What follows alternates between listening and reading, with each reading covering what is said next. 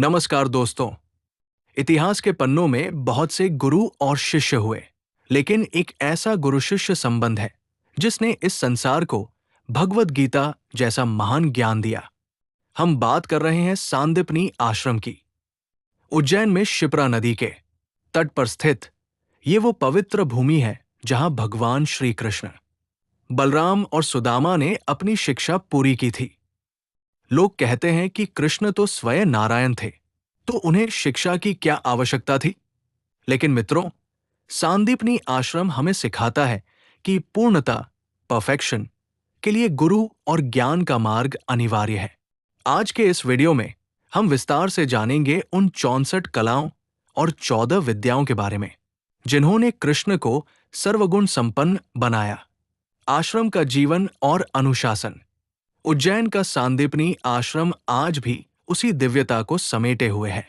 जब कृष्ण यहां आए तो वे द्वारिकाधीश नहीं, बल्कि एक सामान्य विद्यार्थी थे। उन्होंने यहां आश्रम के नियमों का पालन किया।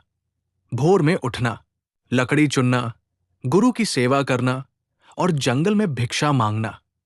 यहां अंगपाठ नामक स्थान है जहां आज भी माना जाता है कि कृष्ण ने गणित की शिक्षा ली थी। ये स्थान हमें बताता है कि चाहे आप कितने भी शक्तिशाली क्यों न हो, अहंकार का त्याग और गुरु के प्रति समर्पण ही आपको महान बनाता है। 64 कलाएं, पूर्ण जीवन कौशल। विस्तार से अब बात करते हैं उन 64 कलाओं की जो सांदीपनी मुनि ने कृष्ण को सिखाई।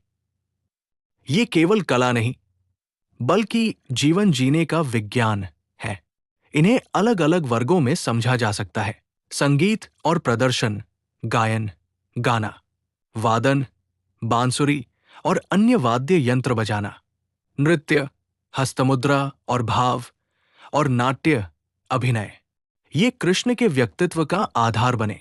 सृजनात्मक कलाएं, आलेख्य, चित्रकारी, माला गूंथना, मुकुट निर्माण और वेशभूषा की कला, तकनीकी और विज्ञान, वास्तुकला, भवन निर्माण, यंत्र विद्या, मशीनों का विज्ञान, धातुवाद, धातुओं का शुद्धिकरण और रत्न पारखी, हीरे जवाहरात की पहचान, युद्ध कौशल, धनुर्वेद, तीरंदाजी, अश्वविद्या, घुड़सवारी, गजविद्या, हाथी का संचालन और मलयुद्ध, सामाजिक और बौद्धिक, पाकशास्त्र, खाना बनाना, गंधयुक्ति, इत्र बनाना, पहेली सुलझाना और म्लेच्छित विकल्प, विदेशी भाषाएं सीखना, विशिष्ट कौशल, सम्मोहन, इंद्रजाल, जादू, हाथ की सफाई और दूसरों के मन को पढ़ना।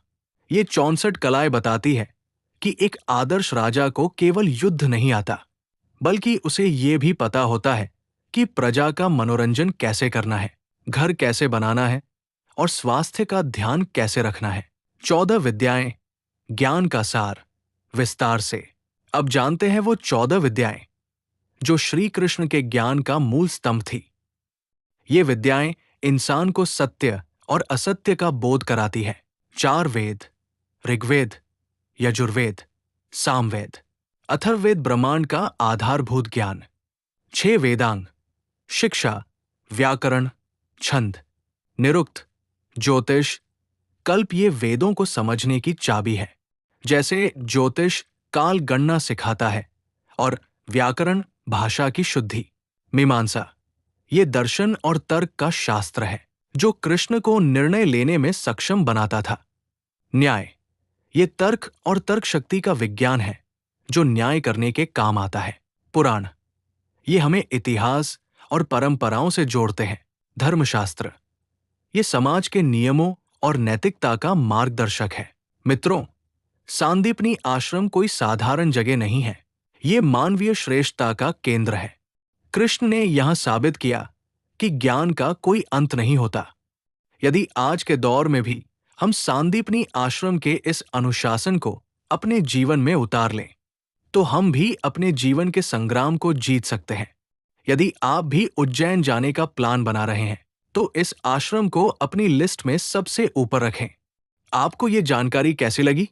नीचे कमेंट में जय श्री कृष्ण जरूर लिखें और वीडियो को अपने दोस्तों के साथ शेयर करें ताकि उन्हें भी इस महान गौरवशाली इतिहास का पता चल सके।